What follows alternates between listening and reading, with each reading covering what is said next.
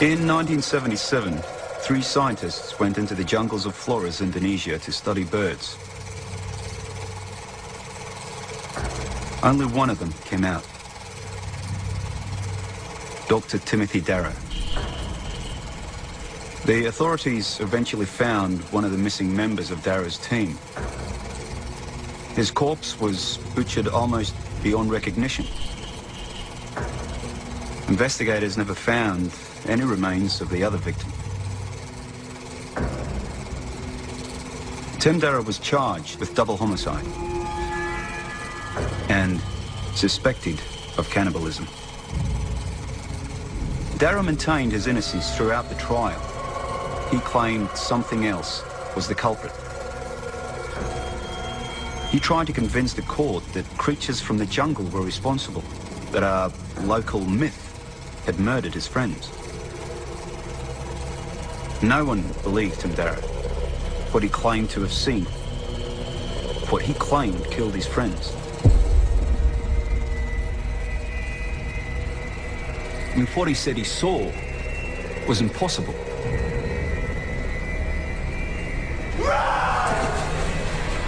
But I believe Timothy Darrow was telling the truth.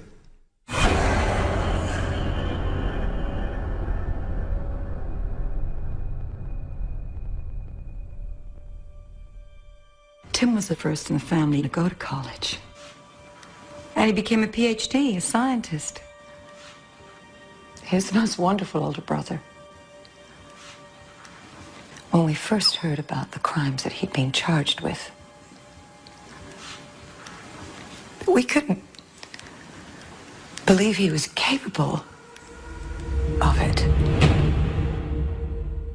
I would describe the Tim Darrow case as the Indonesian equivalent of your O.J. Simpson trial. It was that big at the time. Darrow, an American ornithologist, was convicted of killing a fellow scientist, Gary Ward, and their Indonesian field guide, Derajat Saputra, or Reggie, as he was known. But he didn't just kill them. He cannibalized them. That's why we gave him the name in the papers, the American Cannibal. The body of Dr. Ward was never recovered, but investigators did manage to locate the body of Derajat Saputra. There were severe bone fractures. There were several cut marks to the bones. The skull had been smashed open. His body had been harvested. And the fact that he had done this to an Indonesian citizen caused tremendous public outrage. The first thing I thought when I was informed about Timothy Darrow, I thought crowds might storm the embassy. It's not a stretch to say that we were worried about how the Tim Darrow case would affect our standing throughout the entire region. I mean, you have to remember, he was convicted of killing them with a rock. I mean, it was savage what he did to them. The Indonesians elected not to execute him, which was really more than we could ask, given that he never recanted his story of what had happened. Darrow came out of the jungle covered in blood, telling a ghost story. That was a myth. His whole alibi was a myth. He convinced no one of anything except that he was a very sick, very deranged man. By the time I started working in Flores, nearly 25 years after he'd been convicted, he was regarded as a Colonel Kurtz-like figure. Tim Darrow, the crazy American ornithologist who had entered the jungle and killed his friends, and then claimed that little wild men in the trees were to blame. I was on Flores as part of a research team from Wollongong. We were looking for evidence of early human migratory routes to Australia when we unearthed something completely unexpected. We found an unknown species of human, a species of little wild men. Hello everybody, welcome to the Royal Institution. Thanks for coming along to hear news of this remarkable discovery. Here we have a creature that was substantially different from modern humans, a totally new species of our genus, living on the planet at the same time as us. Homo floresiensis was probably the most important find in anthropology, maybe ever. It made people really think very, very hard about how human evolution works. People have always thought about it as a line walking from gorillas and apes, walking more and more erect until they turn into a modern human. But these creatures were about a metre tall, about the height of a kindergarten child. The skull was very, very small, and the feet were really big. It was really quite unlike anything that anyone's ever seen. Their scientific name is Homo floresiensis, which literally means Flores man. But we nicknamed them hobbits after the characters from the Tolkien books for obvious reasons. Now, these hobbits weren't like pipe-smoking, waistcoat-wearing Bilbo Baggins living in his genteel hobbit hole, entertaining visiting wizards. They were quite savage because they had to be, living in a very prehistoric lost world full of predators and full of dangers. There were giant lizards like Komodo dragons, but 2 or 3 times the size. They hunted giant rats the size of terriers. And they would have also hunted the tiny elephants, called stegodon, that lived on the island. These creatures were tough. They had to be. They were living in a very tough world. We know they hunted big game. We found stegodon bones alongside the hobbit remains. We also unearthed the stone weapons they used to hunt them with. Cutting blades and spear tips made from flint. We also found evidence of fire pits in the cave, so they used tools and they used fire. They were smart. Homo floresiensis lived until about 20,000 years ago, which in the scheme of things is like a blink of an eye. Here we have this last vestige of an ancient prehistoric world walking on the earth alongside us. We knew immediately that the hobbit remains would change our understanding of human history forever. All the Australian scientists were elated, but some of the Indonesians reacted quite differently. They were quieted, tentative. A few of them even visibly upset. And that was the first time I heard of Ibu Gaga.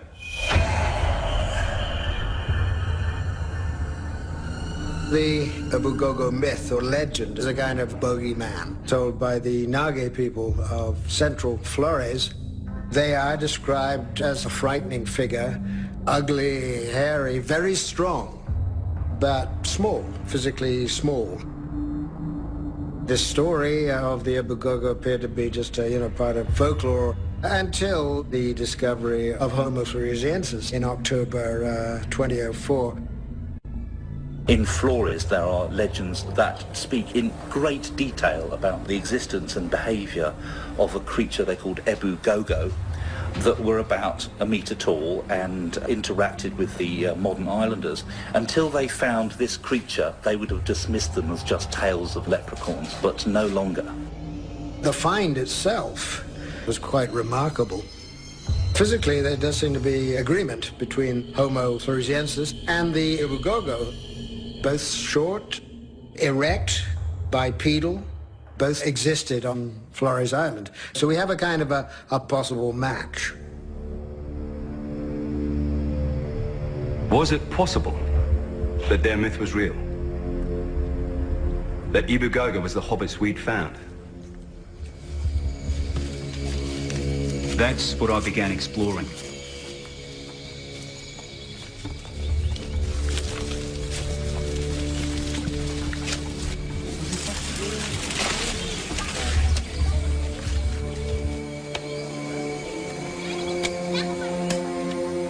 The Naga descriptions were colourful but consistent. They all claimed that Ibu Gogo was small and covered in hair. They said they'd see them up in the trees but also in the ground, walking in the ground on 2 legs, that they were bipedal, and that they were afraid of them. Pau, kita mo sa ugapaw. Ningaki, di mo ko alipo no so. Pau. Di mo hai, anak cu. Di mo hai. Kita ata. Kita ata. The Nagi's vivid descriptions of the creatures had been written off as folklore, their equivalent of the bogeyman. Even the Nagi claimed they hadn't seen them for over 100 years. But someone else had claimed to have seen Ibugago more recently than that. An American scientist who had stumbled into their village back in 1977. You were present the day that Tim Darrow came out of the jungle into your village. What condition was he in? Imo gulabia apa? Emo nuku, emo patalaso lasa, emo taka one, shumi neya lima. And did he say what had happened to him in the jungle? Bane Ebo gugu. Ebo gugu.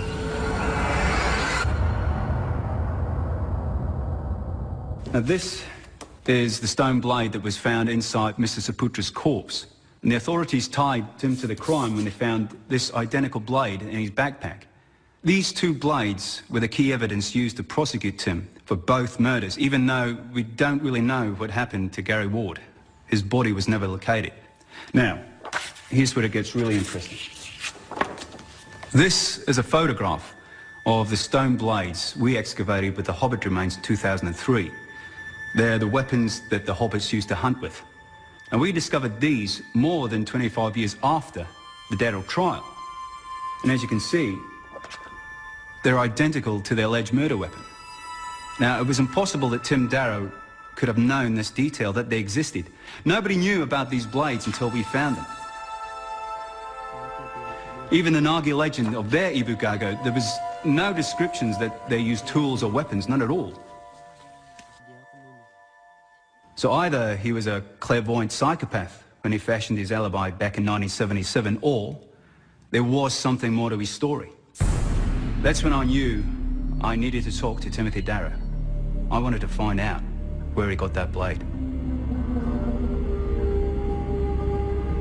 It was an odd request. This Australian scientist wanted to get into Carabacan prison to interview an American citizen who'd been convicted of a double homicide. Now, the Indonesian government had to deal with the paperwork on this. They had to approve it, which they did finally in 2006. I don't think they were in any rush. I mean, Timothy Darrow was serving 2 life sentences. He wasn't going anywhere.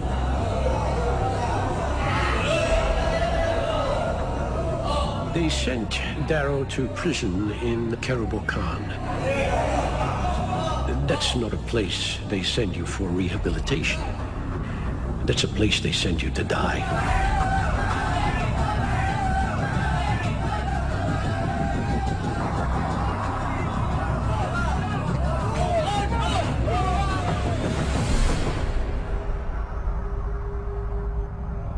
I asked to record that first meeting and they allowed it. But they never allowed me to film Tim again. He told me what he saw. Apologies, Tim. Just bear with me for a moment. That's okay. Okay. What did you think they were?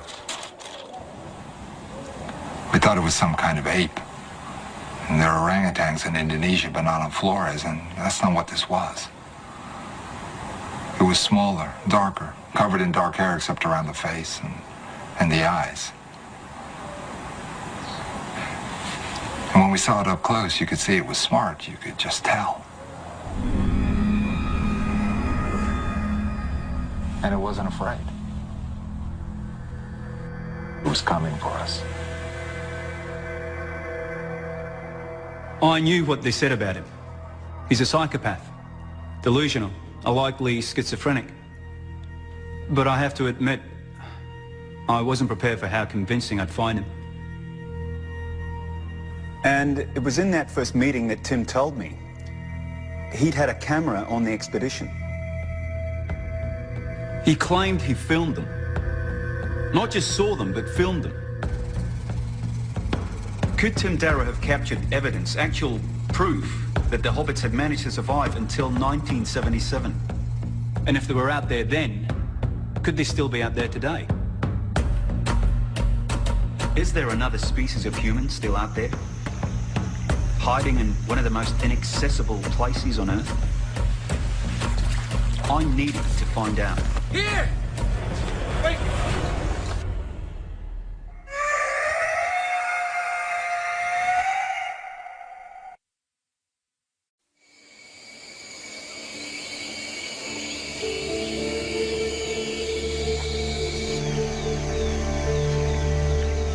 After interviewing Tim Darrow, I was convinced that there were elements of truth to his story.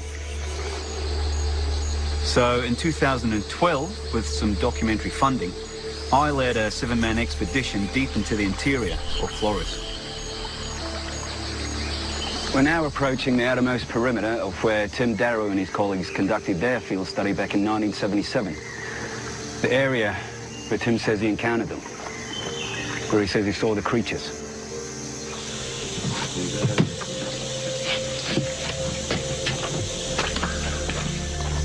Our objective was simple: to retrace Darrow's footsteps and look for evidence of existing Homo floresiensis populations.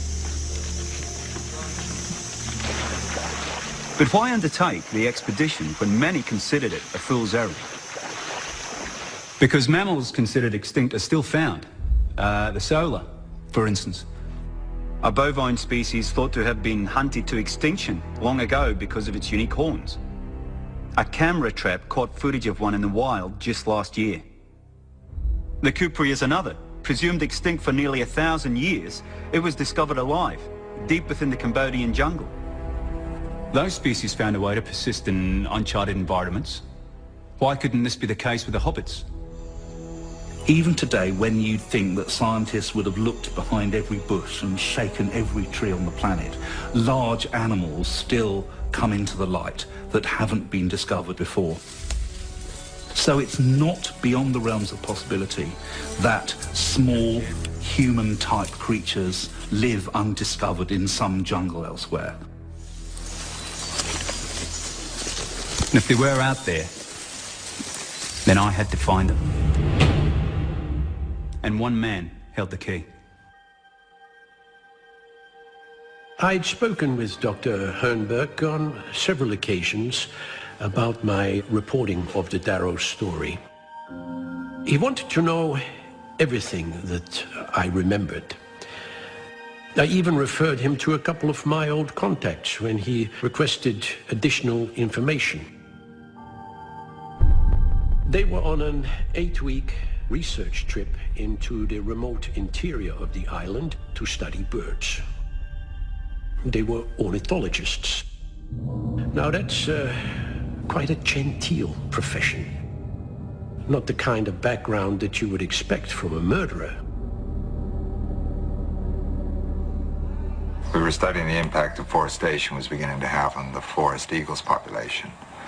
Gary and I were doing postdoc research on the effects.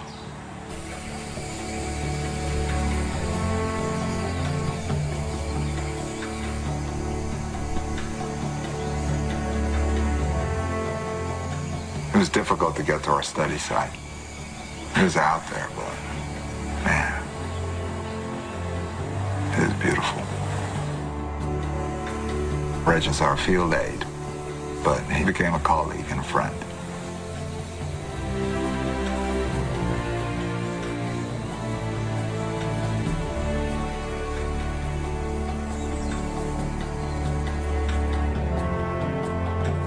Our grant was to follow eagles, but we were also looking for another bird, a bird that hadn't been seen for almost a century. The Flores scops owl. See, the thinking was that it had gone extinct, but Reg swore he'd seen one on a previous trek. So we were hoping to find it again. Record its call in our NAG, or maybe even film it.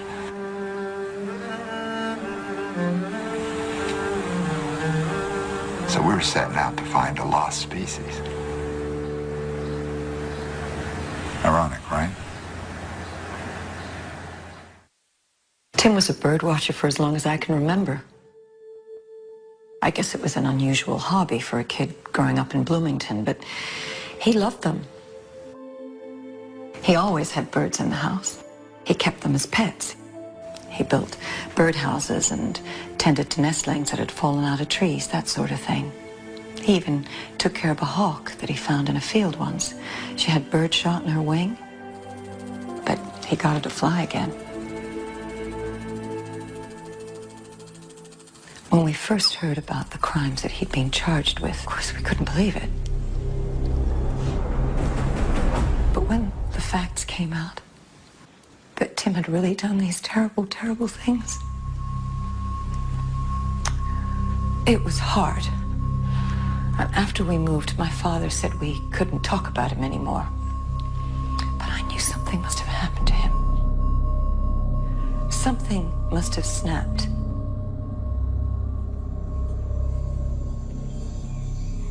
I spotted it first.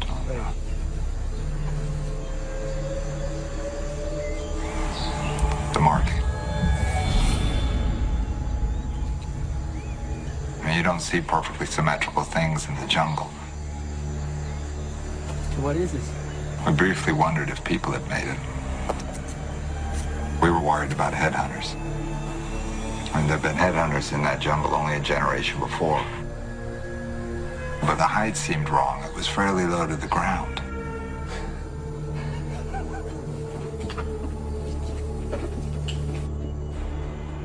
Will you make a quick sketch of what the marking looked like?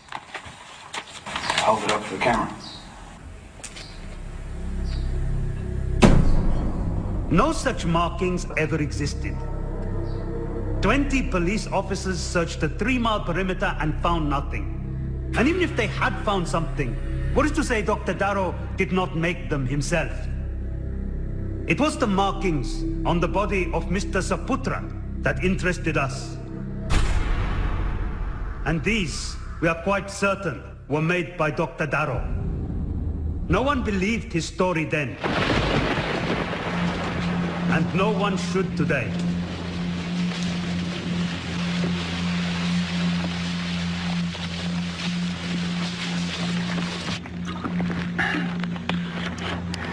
Navigating the map Tim had given us is proving to be a bit more difficult than I'd imagined. We have a 20-mile hike into the interior, and the landscape is very different to what it was back in 1977. Many of the landmarks Tim spoke of are no longer here. But we're going to keep pressing on to try to locate the sites where Tim claims he and his team encountered the creatures, and that's what we need to find. We're assessing the health of the rufous-bellied eagles and the Flores hawk eagles.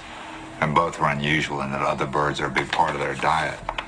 So that's what we were catching in the nets, some of the birds that they preyed on. Mist nets are basically nylon nets strung up between trees. It's a non-lethal way to catch birds. You play lure calls on a looped recording and it lures in other birds. We didn't think much of it at the time, but we were finding some of the nets pulled down.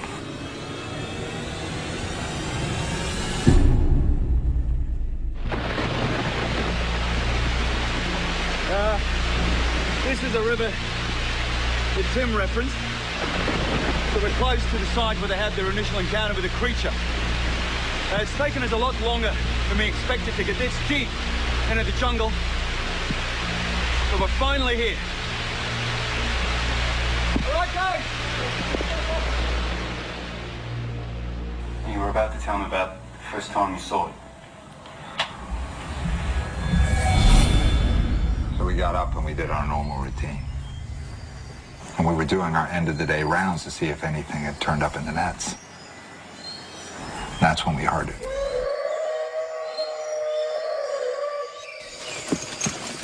Did you hear that? Yeah.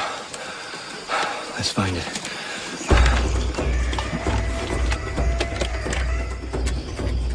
First thing I did, I got my camera out of my bag, and I started running towards the sound.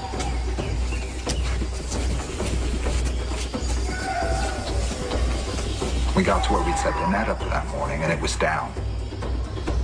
But then, what caught my attention, I saw markings on the trees. Now, they weren't there when we set the net up that morning. Gary saw it first. Up! Get it!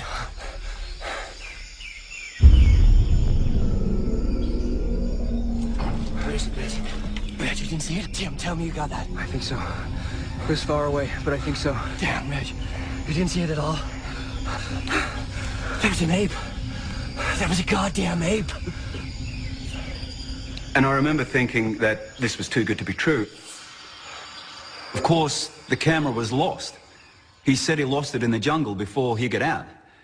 And I confess that at that point, I thought that if he were delusional, then this was very convenient. And he could always maintain that there was something out there that would prove him right, because that something would never be found. Tim was certain that his camera was gone, but the audio recordings, the recordings he said they captured of the creature's call, those might have survived. He said his Nagra recorder had to have been with the Indonesian authorities at some point. It was in the same backpack as the flint blade they presented as evidence in his trial, so I began to investigate. Dr. Hornbeck told me what he was looking for, and I said to him that I didn't specifically remember the items that were recovered at the time. All the items that the Indonesians recovered in the jungle and were deemed immaterial to the case, they returned them to us after the trial. We just did a very cursory inspection and then boxed up their boxes and sent them back to his university in Illinois. Here! Come on, over here! Here we go. Wait! Markings. Darrow's markings. Okay, let's get a trap up. If they do come back to this site, we might just capture one of them. Hey! Wait!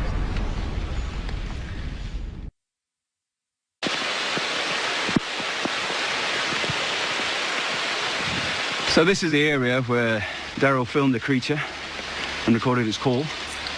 You know, just how Darrow described them. And if these are territorial markings, there's every chance they might come back.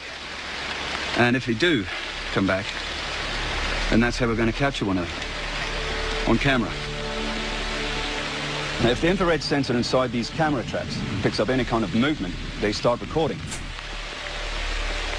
Now, our aim is to mount these cameras at every location where Tim encountered the creature, like here. Tim saw the creature in the ground, so we're mounting cameras down here. He also saw them up in the trees, so we're mounting them up there as well. Up. Get it! Right away, we knew it was something different, something new. I mean, it didn't look like an orangutan or a gibbon, but it moved like them. It brachiated through the trees like them. But there are no apes on Flores.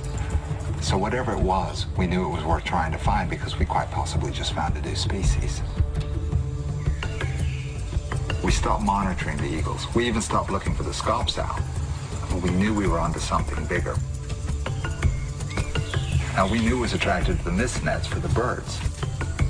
So we played the recording of the lure calls of a few of the different local bird species on a loop. We were hoping to get a better look at it. And Reg hadn't seen it at all, and I wanted to get a better shot of it if I could. We just sat in our makeshift blind and watched and waited.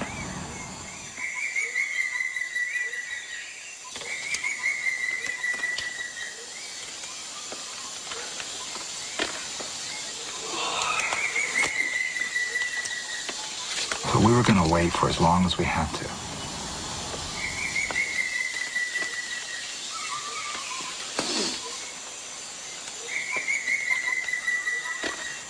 I guess patience has its rewards.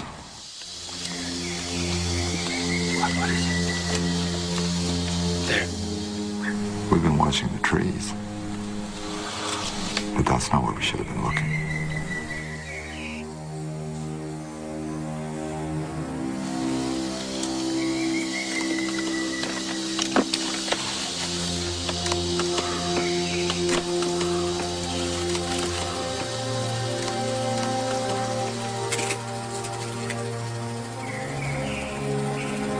We saw it, and it saw us. It was looking right at us.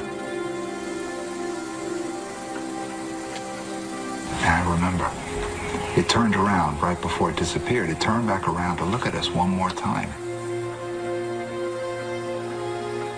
And then it disappeared back into the forest.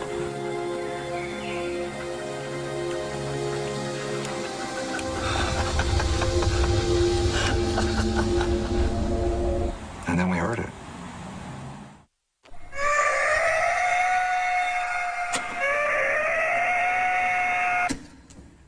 We tracked down the Nagra recorder. It was just sitting in the AV equipment room at the university gathering dust. The recordings never catalogued because the people who made them never returned to Illinois to document their findings. So, nearly 35 years after the fact, this was a new find. Now, listen to this.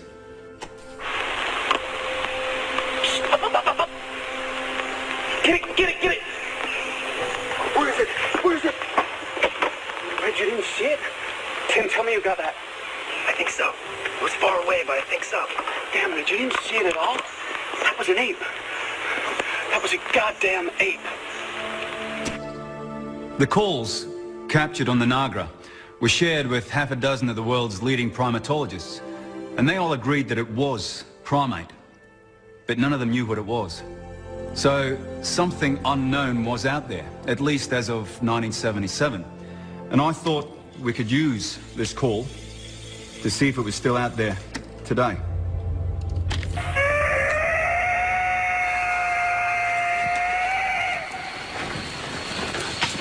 I think this is it. It was after finding the Nagra that I began to plan the expedition to find the creature Tim described. And I thought we could use the calls to our advantage. Yeah. Okay. We're manning one of these with a camera trap up in the canopy. These speakers will broadcast the call that Tim recorded into the jungle over regularly timed intervals, day and night. Gags! Go!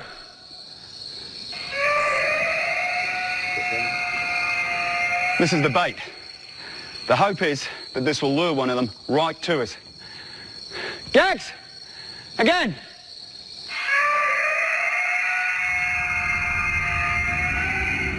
Reg didn't know what it was either, but I think he was already thinking about the myth. About Abu Gogo, you know, and the stories behind it. He was spooked.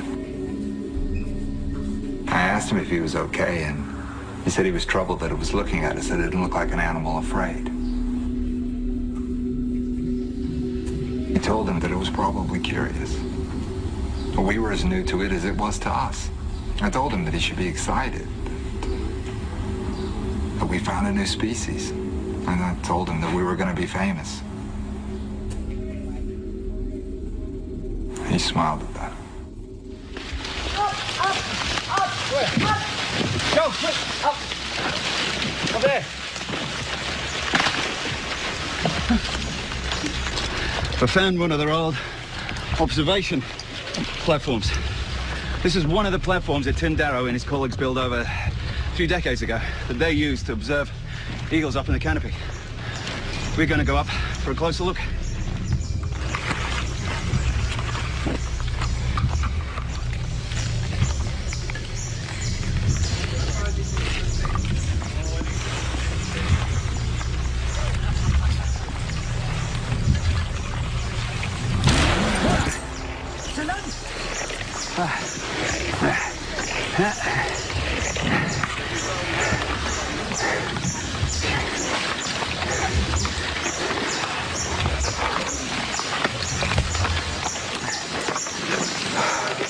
Hey! Something's been up here!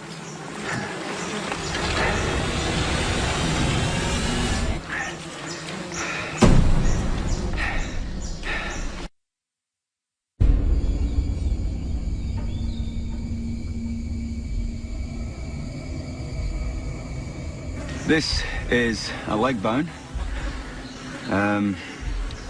Appears to be from a pig, a forest pig. So clearly, this is not an arboreal animal. So I mean, this could be an eagle kill. Or something else to get up there. And when was the next time you saw it? We didn't see it. We heard it. The call started probably a couple hours after we'd fallen asleep. Flashlight, where's my flashlight? We made our way in the direction of the calls. There was a moon out, but nowhere near enough light for my camera, but we brought the Nagra.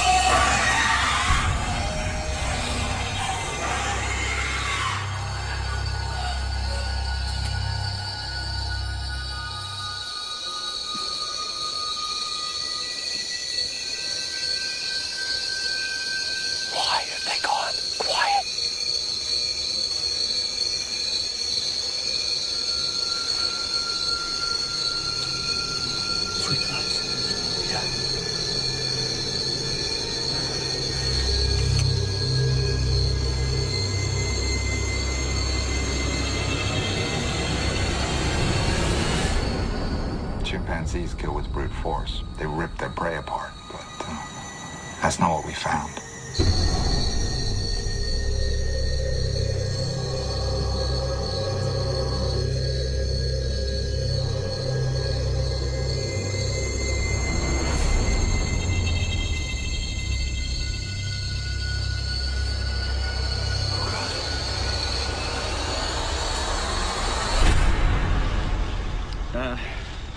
This is where Tim saw the creature in the canopy for the first time, and this is where we just left, where Tim filmed it in the blind.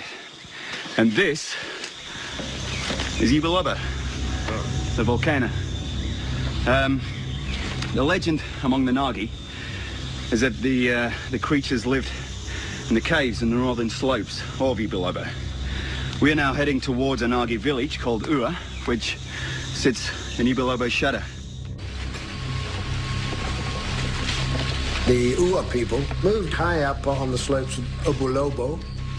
They gradually came into contact with the Abugogo, who lived in caves higher up the volcano. They soon discovered that the Abugogo were taking crops, were raiding their fields, and the problem apparently got worse. There are stories which speak of abduction of children. Di mo hay, anak yo. Di mo hay. Kita ata. Kita ata. There is a suggestion that cannibalism was practiced. Bawa.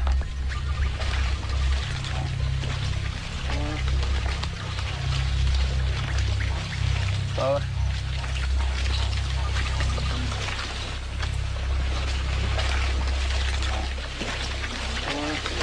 Joel, get a shot of this.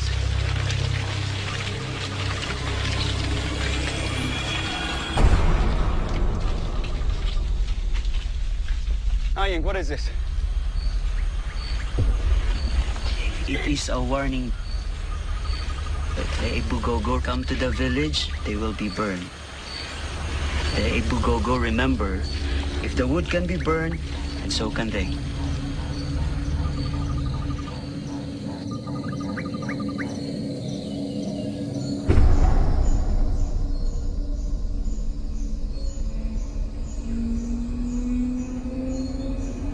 First light, we were getting ready to pack up. That's when Reg saw them.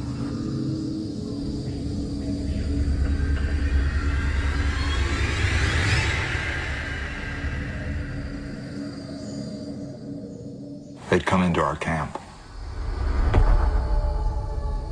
There were prints facing the opening like they'd been watching us.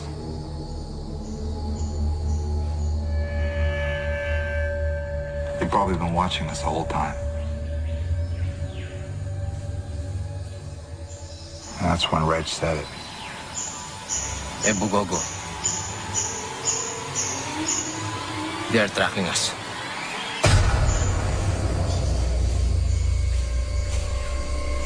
He wanted to get out of there.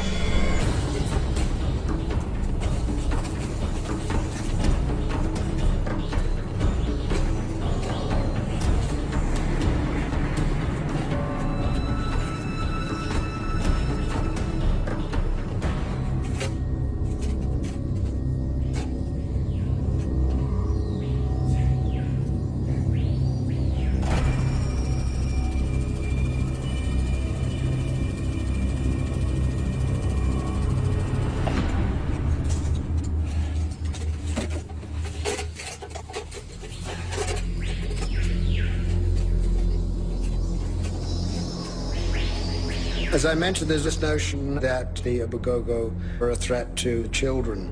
So a decision was taken to try and kill them all off. As the story goes, the Ua people set fire to the cave in which the Abugogo lived, and that's how they met their end. Except, according to some variants of the story, there were a couple of Abugogo, male and female, that escaped the fire, and that their descendants still survive.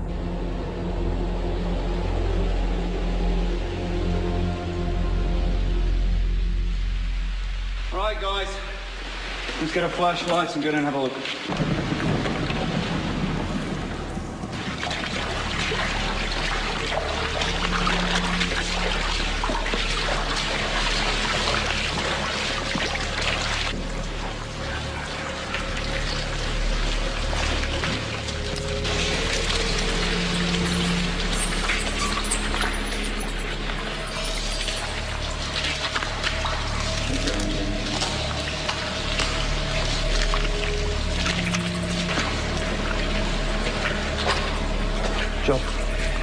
Joe, come here, sit down.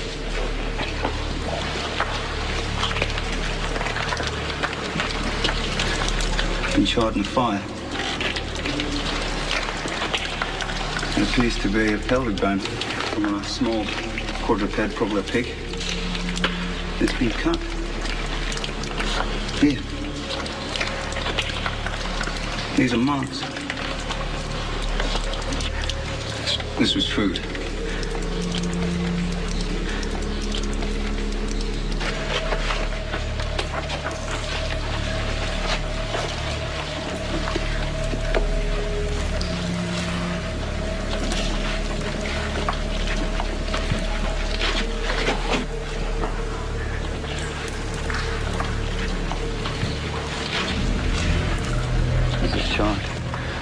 This has been on fire.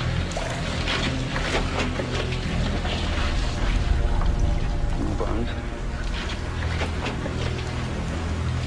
Joel? Joel!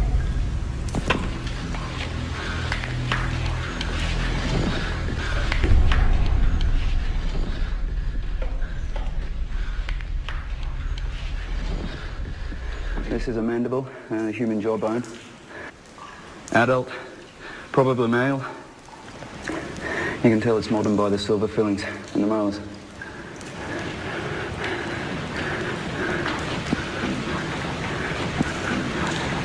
I hate to speculate, but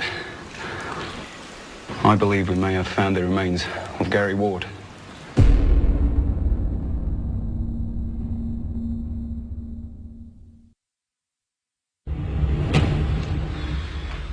I came to Flores to find a creature involved in the deaths of 2 scientists 35 years ago. I never could have imagined that I might find the remains of one of those scientists.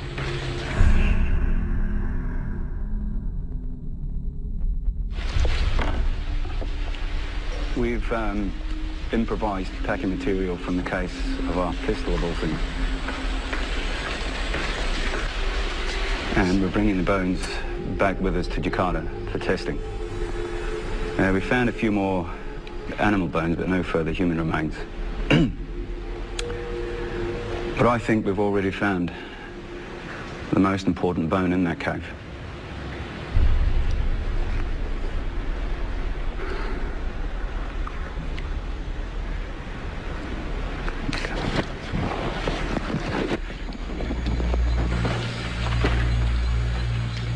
I've decided to leave Flores as soon as possible. But before we do, there is one final location where we need to mount traps. The cairn. The site where Regisaputra's mutilated body was found. We were moving as fast as we could. Reg was convinced they were following us. Damn it, hang on a second. I'd never seen him so unsettled before.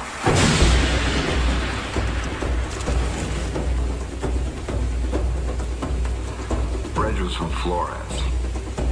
He knew the jungle better than anyone.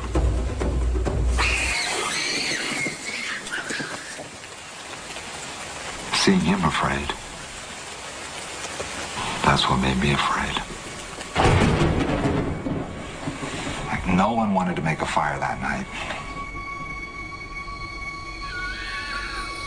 We didn't use our camping stove. We just had strips of beef jerky washed down with spoonfuls of peanut butter.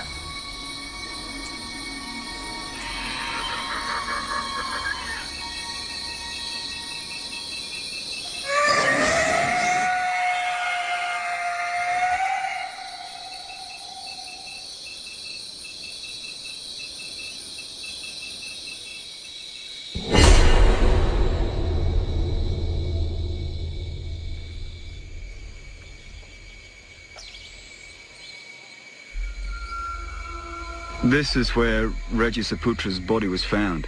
And standing here, well, this isn't just a site on a map anymore. Especially not carrying what may be the remains of Gary Ward with us.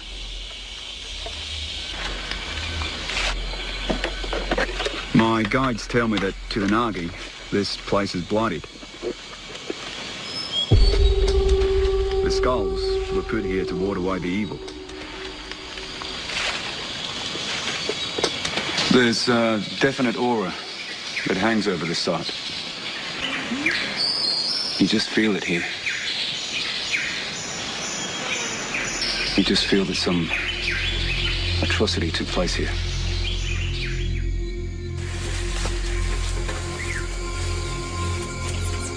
By that afternoon, we were back in familiar environs, coming in on the platform site in the heart of our study area.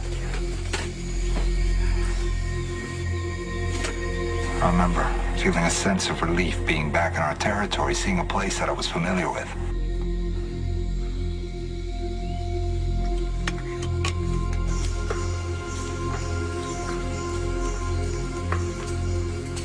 I was walking behind Reg,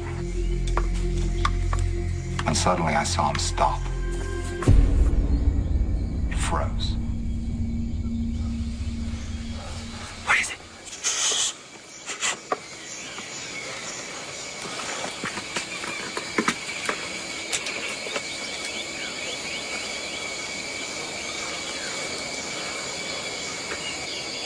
And then I heard what had made Reg halt.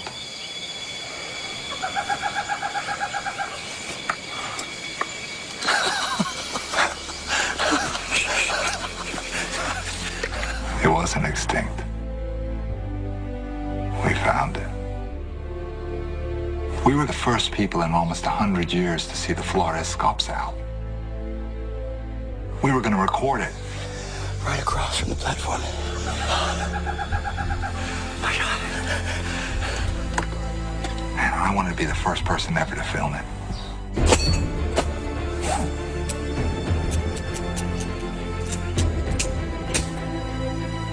You ready? I think that was the fastest I ever scaled a tree.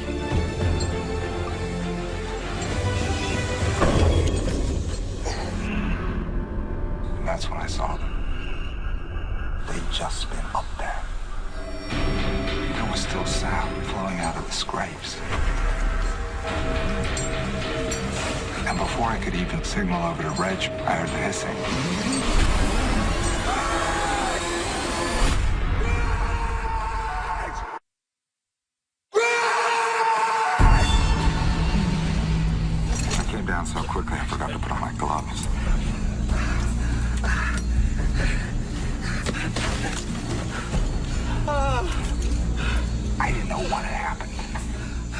thought it must have been some sort of equipment failure or something, that maybe Reg's rope had snapped.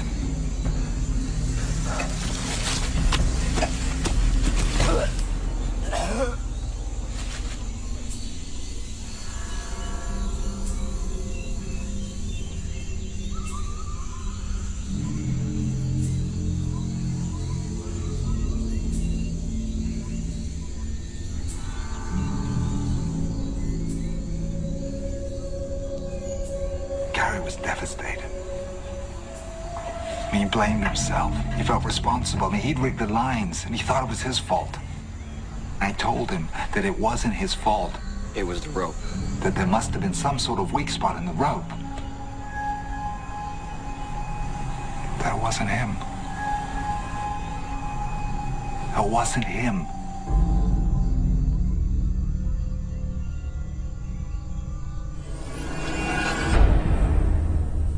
The rope discovered at the crime scene was cleanly severed, and Dr. Darrow cut it, just as he cut the body of Mr. Saputra after his fall, before butchering him.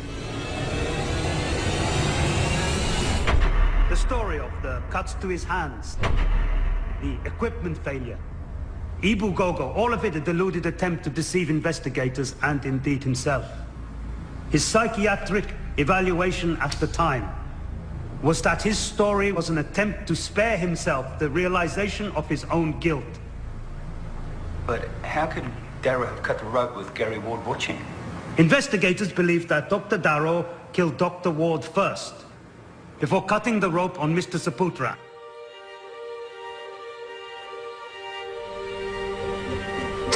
With the camera traps mounted, we'd left Flores and returned to Jakarta to run tests on the bones we'd recovered. There weren't any DNA results from the jawbone. It was too severely charred from the fire for any extractable DNA.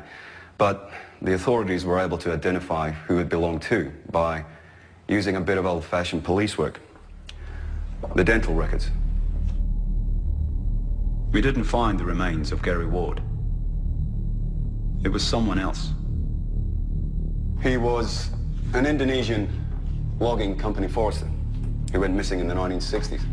His name was Karim Nathalagawa, and he was side surveying an area for clear cutting more than 3 kilometers from the cave where we found him.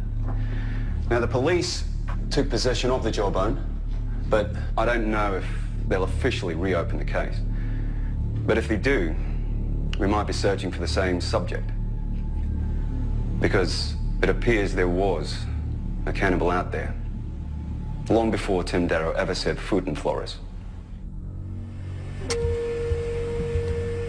Surprisingly, even more relevant to our expedition were the animal remains we'd brought back with us. Now, analysis revealed that the gouges on the animal bones we found were caused by a small blade.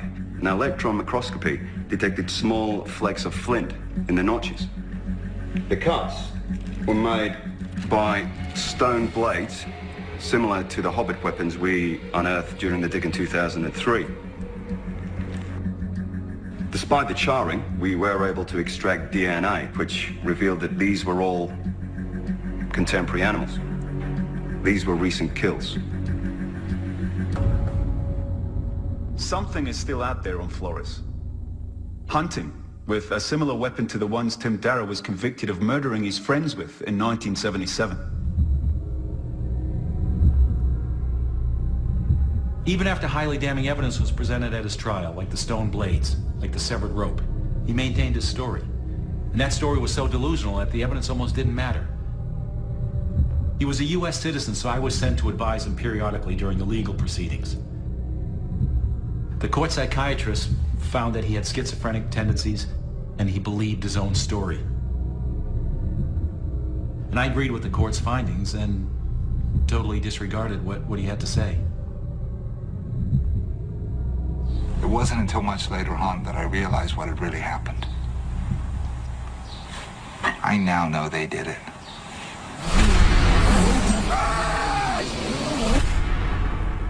I know they cut the rope.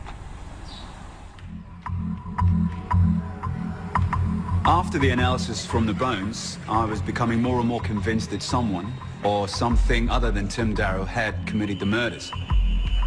So before returning to Flores to check the traps, I'd arranged to meet Aparna Pawiti. Aparna had been an instrumental part in the Darrow investigation back in 1977. And I wanted to go over Aparna's recollections to see if there were any other details he remembered that might help with what was becoming a case for Tim Darrow's exoneration.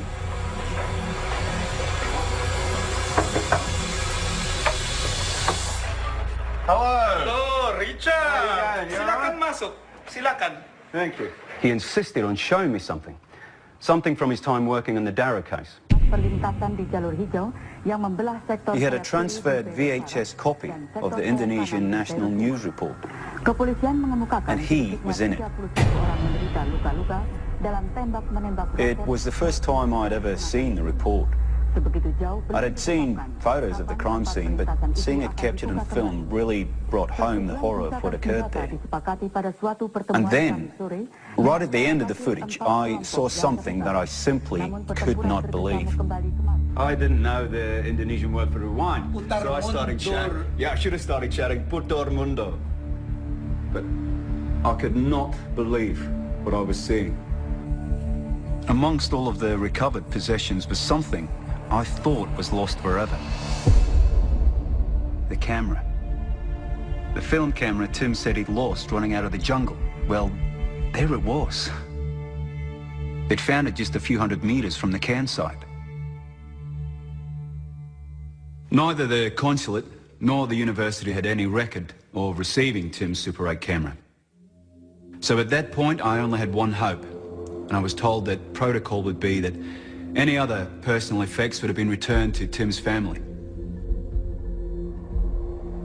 But there were no records of where the Darrow family relocated to after they left Bloomington, Illinois, shortly after Tim's conviction. It was like they disappeared, along with any chance of proving that the story he'd been telling for over 30 years may have been the truth.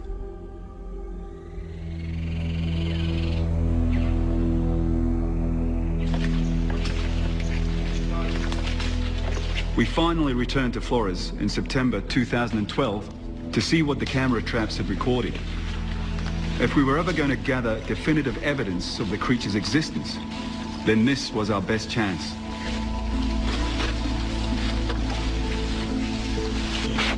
Just a few of us have come back for this phase of the expedition to check the camera traps. This trap didn't have anything on it, but we've got a lot more to check, so I'm quite optimistic. Well, several traps have been triggered, but we don't know what set them off.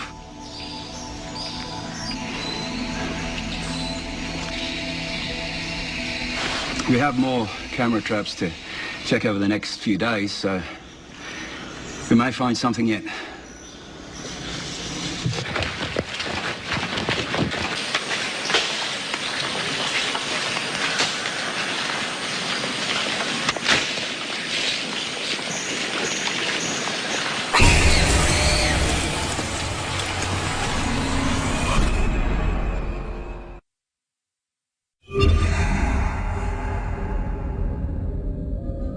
Pau, kita mo sa Pau, ni ngake, di mo ko ali puno so. Pau, Pau.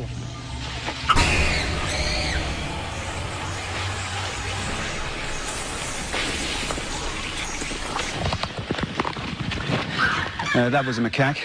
The commotion up in the trees was coming from macaques. There must have been something up there they didn't like. Python, eagle maybe. That was probably an alarm call that we're making. Right, come on.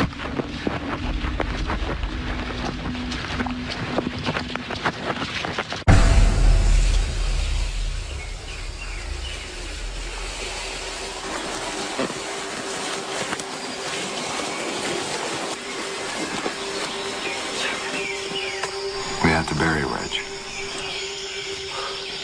It took us a couple hours to take him down to the river.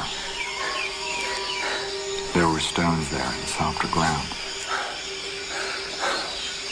We didn't have the tools to dig very deep.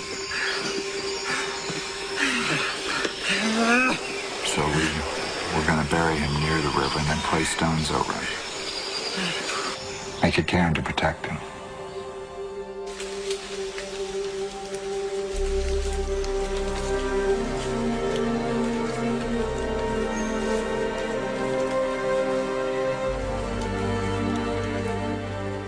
Neither Gary and I was particularly religious, but we built a cross out of branches.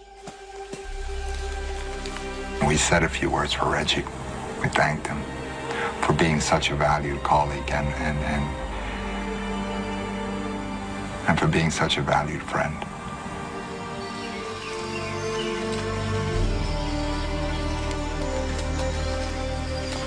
I brought my camera.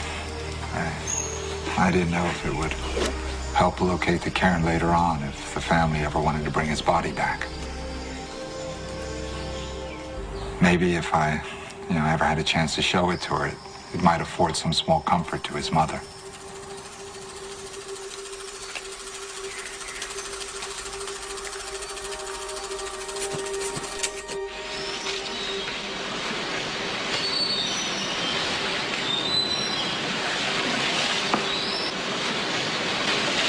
It's quieting for all of us to be here again. The guys really don't want to set up camp here, and I can understand the reluctance, so we're going to get much further into the jungle to make camp. Okay, guys, you ready? We'll move off.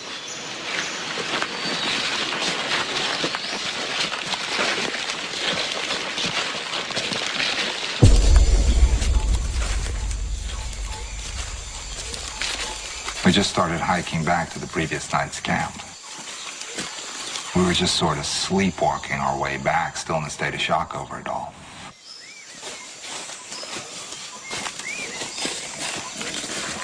It was a call that snapped us out of it.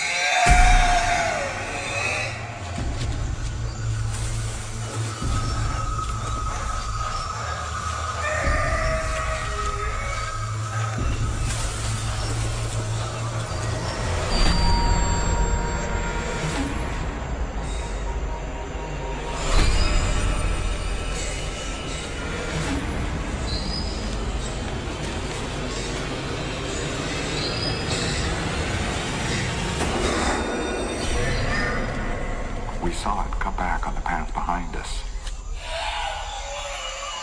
It's heading back towards Reg.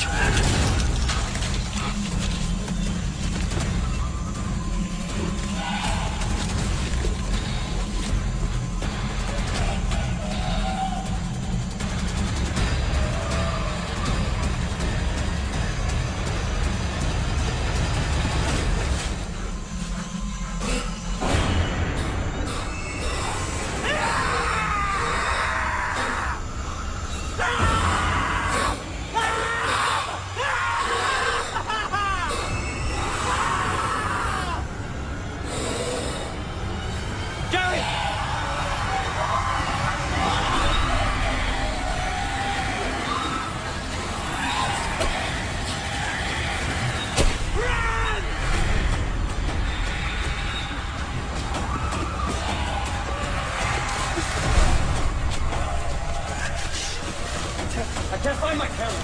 Come on! They're trying to cut us off. This way!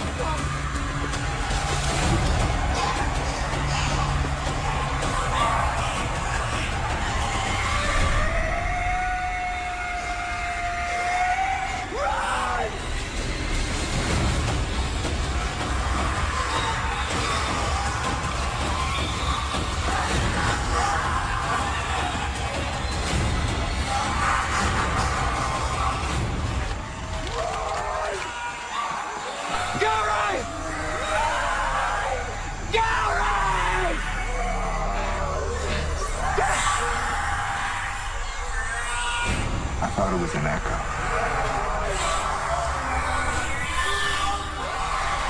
It wasn't an echo. It was them.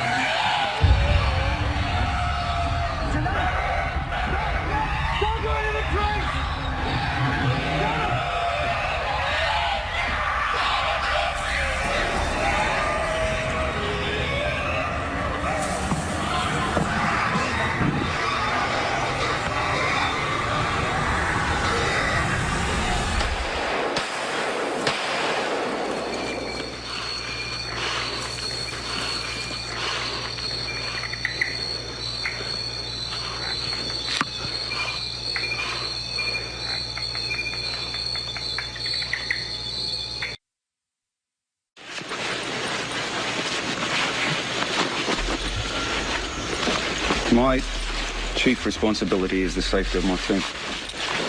And to be honest, I'm not too keen to stay out here either. We're heading back. Let's get going, man.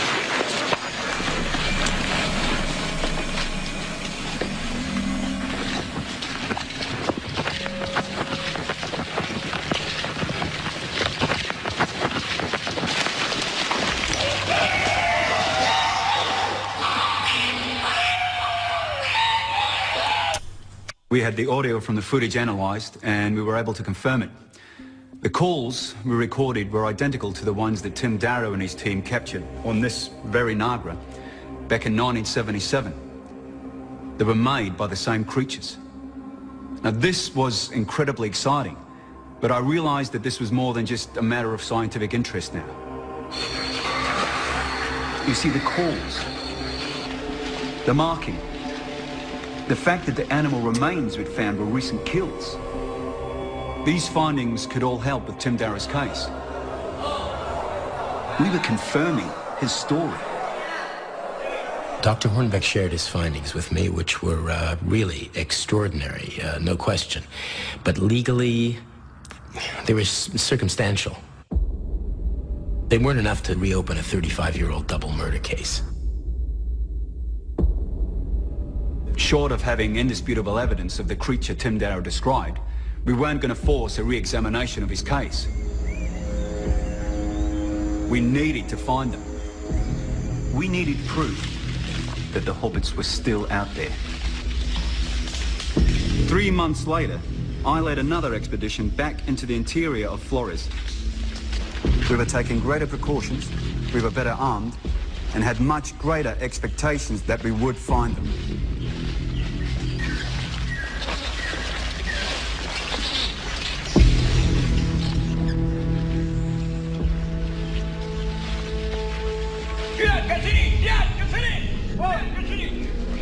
What is it?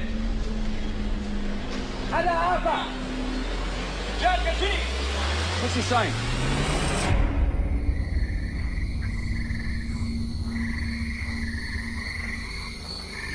I remember sitting there crouched over in the middle of the jungle in total darkness. I was having an internal debate about whether to turn on my flashlight or not. I was terrified of attracting them. I think that was the most scared I was the entire time I was out there.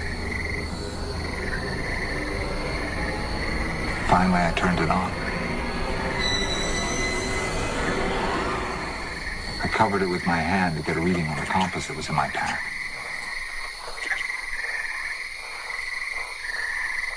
As soon as I did, I turned it off, and then I started walking again.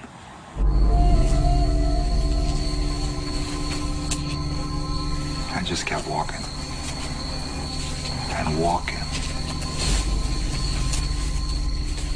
until I couldn't walk anymore.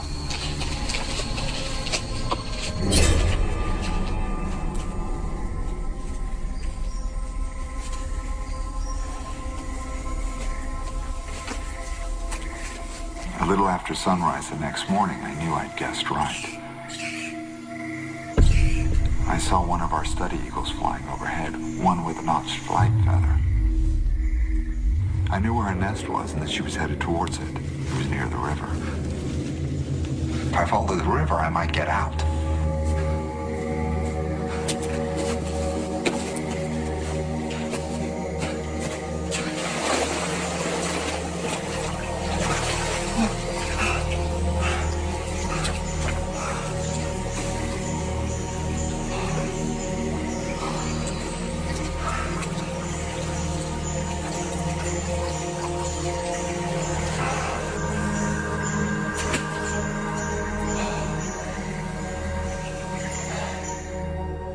I stayed in the channel, away from the banks and away from the trees.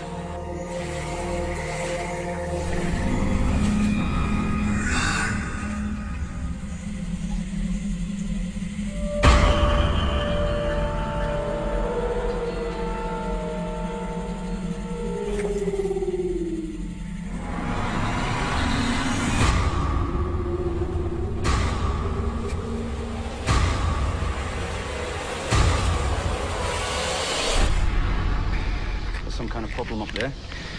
I'm not sure what it is because I can't understand these guys, so I'm going to go up and have a look.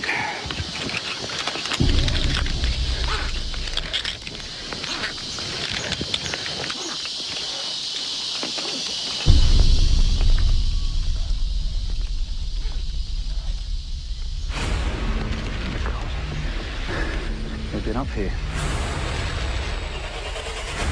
We'd screw-mounted both a camera trap and a speaker up here. They're gone.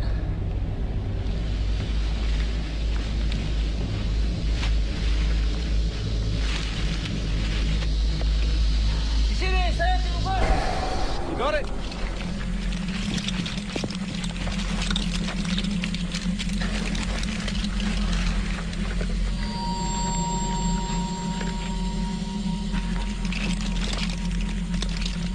Come on, guys.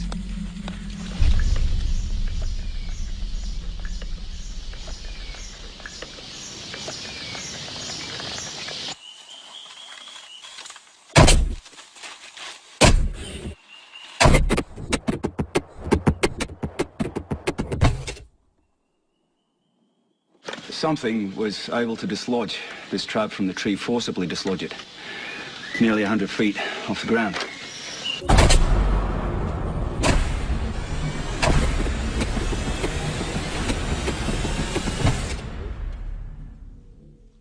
We proved something was out there, but we hadn't proved what that something was. What we had was very suggestive but not conclusive, and we hadn't found anything out there that would help Tim. We didn't get them on camera, but Tim Darrow did. Dr. Hornbeck mentioned to me that he was attempting to find any remaining members of Timothy Darrow's family. The parents had died several years previous. So, through the U.S. State Department, I tracked down Timothy Darrow's sister. Her married name was Susan Clemens, and we had an address in Parsons, Kansas, and we had a telephone number. It took a while before I finally managed to get her on the phone, and when I did, I explained that I had reason to believe that Tim had been telling the truth. I just couldn't process it all. He'd seen my brother. My father wouldn't even let us say his name. It was as if he was dead. He said he'd visited Tim in prison and believed his story.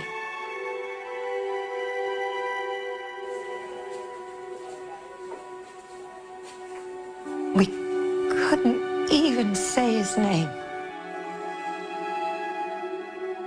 Understandably, she became very emotional, but after explaining my findings to her, I was able to ask her what I needed to know. Had any of Tim's possessions ever been returned to her or her family?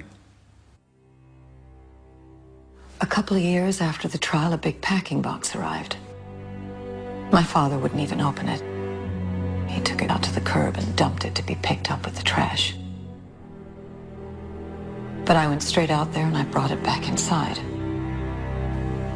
Because he was my brother. And whatever else, I couldn't let the last part of him that we had be hauled away with the trash. The odds that the camera ever made it back were long. The odds that the film stock hadn't degraded over time were long. And the odds that there was anything captured in those films at all, those odds were now set against Tim Darrow's chance for vindication. She had the camera.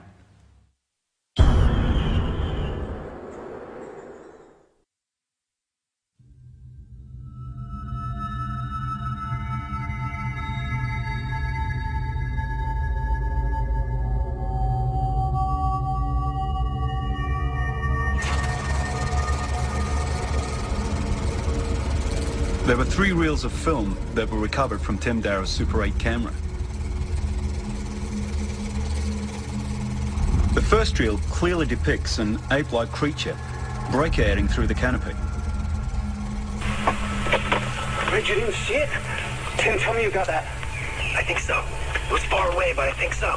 Damn, Rich, you didn't see it at all? That was an ape. That was a goddamn ape.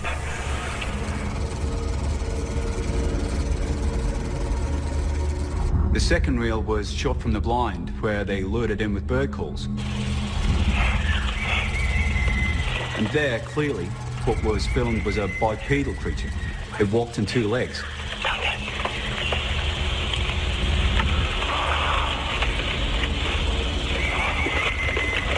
Now, what's significant about these first two reels is that it demonstrates that what Tim filmed was a creature that was capable in the trees and that could walk in the ground. Just like we know hobbits could from analysing the remains. Just like the Nagi stories claimed they could.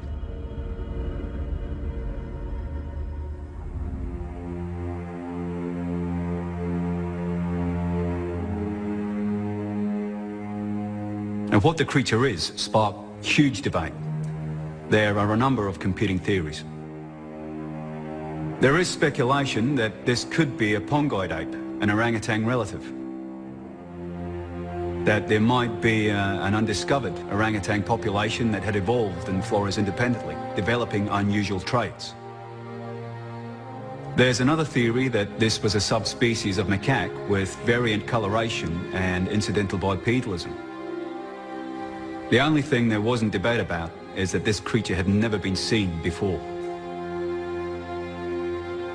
What was on the third reel was also consistent with what the Nagi said about them, and it was very difficult to watch. It confirmed the horror of what Tim Darrow and his friends went through, and it held huge ramifications for Tim's case.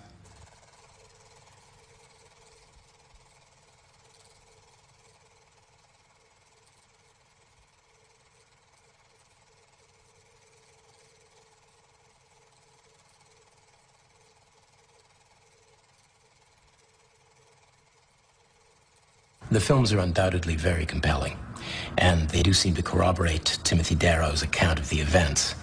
So based on this new evidence, we would have wanted these films reviewed in a U.S. courtroom, and we would have made a formal application to the Indonesian government to have Timothy Darrow extradited back to the United States.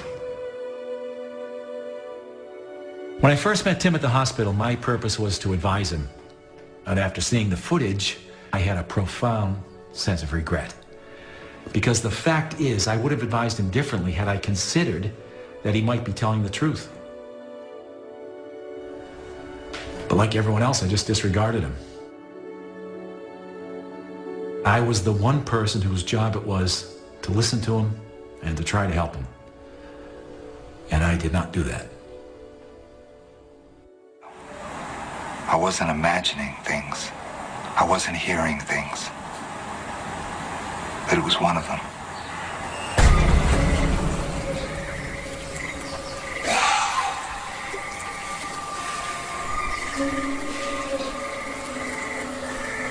He just stood there for a minute and didn't move.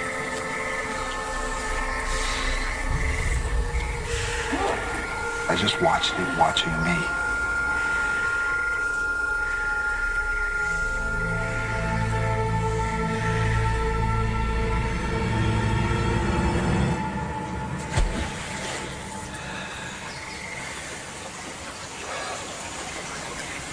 That's the last clear memory I have of being outside. All the times I spoke with Tim, he never once asked me if I believed him. And I very much regret that I never told him that I do.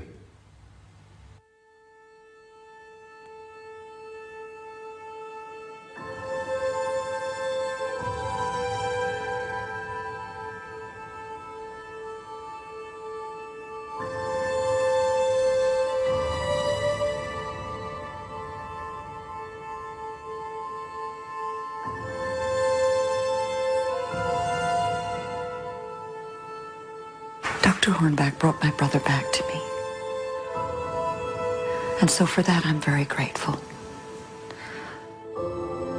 I have one of his old birdhouses outside the kitchen window now. And I love watching the birds coming to nest there. And I think it would make Tim happy to know they're still using it.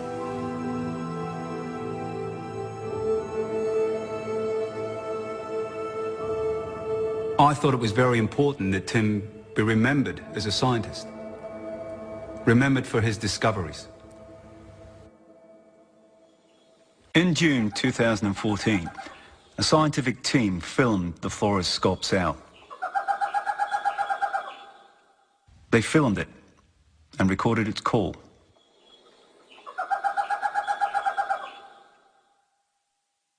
It hadn't gone extinct. They found it. Now this is the last recording that Tim Darrow, Drajit Saputra and Gary Ward ever captured on the Niagara.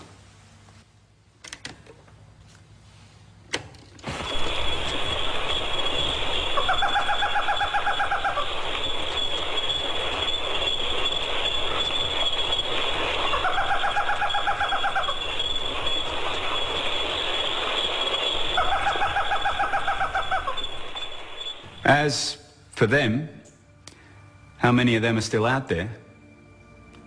Well, Flores has changed so much, even during the period of our expedition. And the forests are going. So whatever the creature was that he filmed, Tim Darrow may have been the last person to see it. But he won't be the last to go looking. I'm still looking.